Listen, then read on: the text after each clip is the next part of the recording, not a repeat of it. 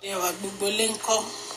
Gist tẹ̀ ni wọ́n ní olórí Ronke wọ́n nígbà tí wọ́n gbọ́ pé Queen Naomi move lọ sí ilé kábíyèsí tó wà ní Lekki wọ́n náà fèǹtò wọ́n níṣe ni wọ́n rush wọn sí hospital.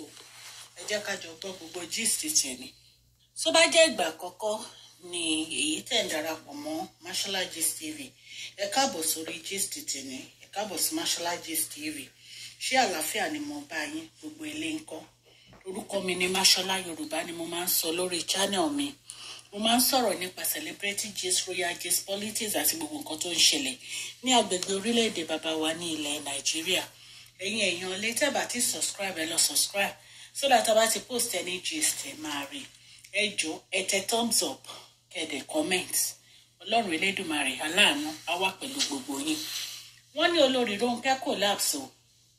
Wọ́n ní wọ́n rush wọn lọ sí hospital ìpè nítorí kábíyèsí àti Queen Naomi wọ́n wà ní Ile Lekki. Wọ́n ní Queen Naomi ti move lọ sí Ile Lekki. Wọ́n ní wọ́n gbọ́ allegedly bá ṣe gbọ́ wọ́n ní Queen Naomi wọ́n ti move lọ sí Ile Lekki pẹ̀lú ọ̀pọ̀lọpọ̀ ẹ̀bẹ̀ láti ọ̀dọ̀ Sekinat, olórí Sekinat, Queen Sekinat Ẹlẹ́gùṣí, màmá Queen Naomi, ìjọba kúrẹ́ bàbá wa àti ọ̀pọ̀lọpọ̀ ènìyàn tó jẹ́ pé wọ́n súnmọ́ kábíyèsí tó ń bẹ Queen Naomi. Wọ́n nítorí ẹ̀ wọ́n ní Queen Naomi move lọ sí ọ̀dọ̀ kábíyèsí. Wọ́n ní kábíyèsí ní àwọn fẹ́ kí Queen Naomi wà lọ́dọ̀ àwọn àti ọmọ àwọn títí tí àwọn olórí yìí àfi kúrò nínú palace níbi oṣù mélòó kan tí wọ́n fún wọn. Ẹ jẹ́ ká jọ gbọ́ ètò kù.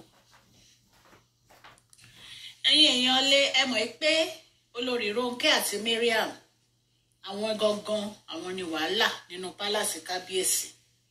Àwọn ni wọ́n fẹ́ kí Queen Naomi move wá sínú palace àti ọmọ wọn. Àwọn ni wọ́n ń fẹ́ǹsì Queen Naomi àti ọmọ wọn Ashley náà dẹ̀ pẹ̀lú wọn tó wọ́n ti jọ form team tó form ní pé kí Queen Naomi má wá sí inú palace. Wọ́n support marriage kábíyèsí pẹ̀lú Queen Naomi. Ẹ̀yin èèyàn lé ẹ̀ṣẹ̀ kan kékeré rárá. Bí a ṣe mọ̀ nǹkan tí ó yà mí lẹ́nu fáwọn olórí ni pé Queen Naomi tá à ń sọ yìí kì í ṣe girlfriend kábíyèsí, kì í ṣàlè. Ẹ bá ní palace ni ìyàwó kábíyèsí tó fẹ́ ní ṣùlọ́kà ni. Ẹ dẹ̀ bá ní palace ni. Kábíyèsí dẹ̀ ń tẹ̀mọ́ yín létí lójoojúmọ́. Òun ò divorce ìyàwó òun o. Òun fẹ́ gba ìyàwó òun àtọmọ òun padà o. Olórí tèmi Tọ́pẹ́ sọ. Ó ní kábíyèsí jẹ́ káwọn mọ̀ pé òun ò lè fi ìyàwó òun sílẹ̀. Every day ní kábíyèsí ń sọ still yet kò wọ etí yín. Bóyá ẹ fẹ́ believe ni o àbí ẹ fẹ́ believe, I just don't understand. Ká wá sọ pé ẹ̀yin olórí Ronke tẹ́ ti gbóyè lè ń collapse lórí kábíyèsí. Kábíyèsí tẹ́ jùlọ ẹ̀ ń collapse. Tó bá ṣe èmi ní hospital yẹn wà láì mi nígbà yìí màá ní kán gbé yín lọ sílé alágbo. Ẹ wo ẹ jẹ́ ká sọ òótọ́ ẹ̀yin èèyàn, kì í ṣe pé bóyá èèyàn mí lèyí o. Olórí Ronke ò ní tìjú rárá. Olórí Ronke ò ní tìjú. Ọ̀rọ̀ àwọn àti Queen Naomi mọyọ ọdún tí olórí Ronke gbà lọ́wọ́ Queen Naomi tí olórí Ronke ń jẹ owó tó ń jẹ owó ìranù. Olórí Ronke ń collapse.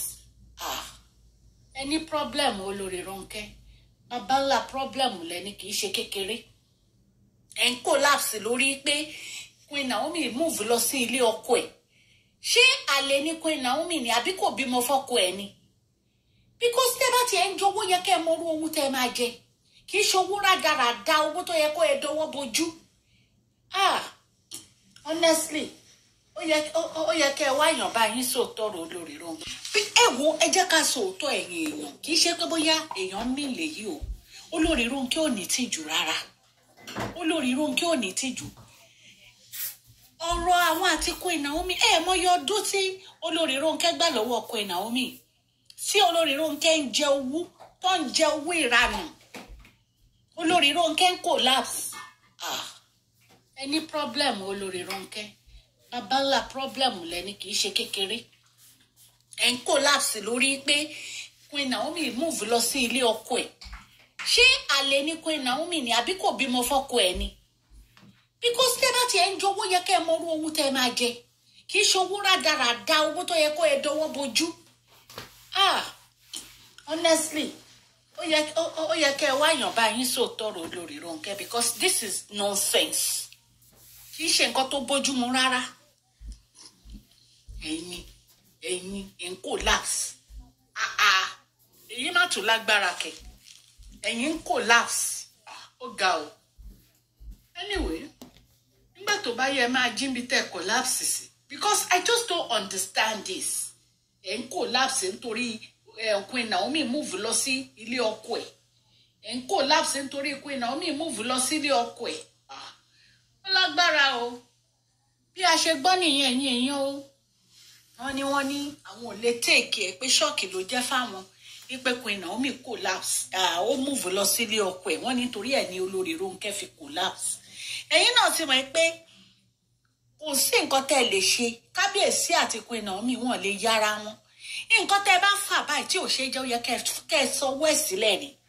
Kábíyèsí sọ fún yẹn lọ ra dé ẹ move lọ sílé yín, mo fẹ́ gba ìyàwó mi padà. Ẹ gbọ́.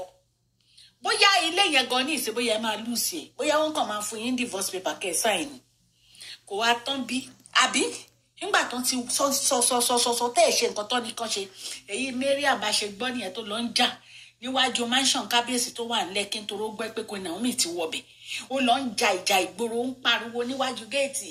Queen Naomi, màá díò pẹ̀lú ẹ o, màá díò níbi tí àwọn olówó wà, àwọn classy people. Ó wá lọ embarrass rẹ̀. Ẹ̀yin èèyàn lé, ẹ rí pé àwọn olórí méjì wọn yẹ ní olórí. Ẹ yẹ lólórí rárá, kò tí ẹ yẹ kẹ́ jẹ́ olórí. Kò yẹ kẹ́ jẹ́ olórí. Mi ìrírú ẹ̀rí láyé mi. Ẹ wá lọ ń jà. Ẹ má rí tèmi sọ pé àti Dr. Elizabeth Kọjájà gbòòrò. Ìwọ̀n nǹkan tó bí tẹ́ ẹ jùlọ, tó bí òjárú ìjà báyìí rí. Ó ga. Kábíyèsí fáwọn ìyàwó o, wọ́n fẹ́ àwọn ìyàwó. Ẹ wo ẹ̀yin èèyàn. Etí tí ẹ fi ń gbọ́ mi ò ní di ọwọ́ tẹ́ fi ń tẹ subscribe like ò ní kan ìsàlẹ̀ àpò. Okay, ni ọlá yín á máa lọ. Please share this video, like and subscribe. God bless you all.